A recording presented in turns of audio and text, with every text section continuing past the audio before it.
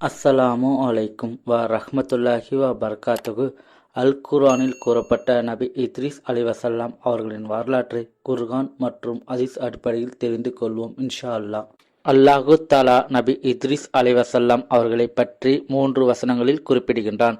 அல்லாஹு தஆலா அல் குர்ஆனில் இத்ரிஸ் நபி பற்றி கூறும்போது, நபியே இஸ்மாயில் அலைஹிஸ்ஸலாம் அவர்களையும் இத்ரிஸ் அலைஹிஸ்ஸலாம் அவர்களையும் துல் இப்லு அலைஹிஸ்ஸலாம் அவர்களையும் பற்றி நீங்கள் நினைவு கூறுவீராக.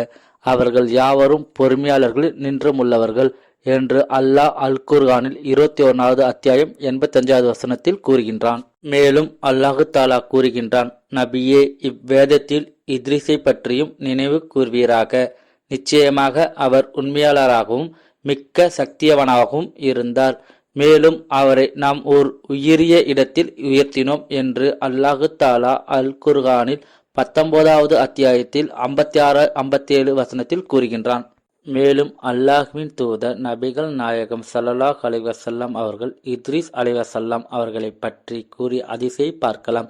மலக்குகளின் தலைவர் ஜிப்ரீல் அலைஹிஸ்ஸலாம் அவர்கள் மியராஜ் தினத்தின் இரவில் அல்லாஹ்வின் தூதரை வானத்திற்கு அழைத்து செல்லும்போது, 4வது வானத்திற்கு கூட்டி செல்லும் போது அங்கு நபி இத்ரிஸ் அலைஹிஸ்ஸலாம் அவர்களை பார்த்தார்கள்.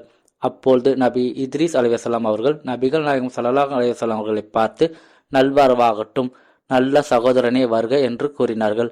அப்பொழுது இந்த மனிதர் யார் என்று கேட்டேன். அதற்கு ஜிப்ரில், இவர்தான் இத்ரிஸ் அலைஹிஸ்ஸலாம் அவர்கள் என கூறினார்கள்.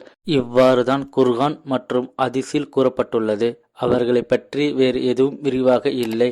புகாரி 3207.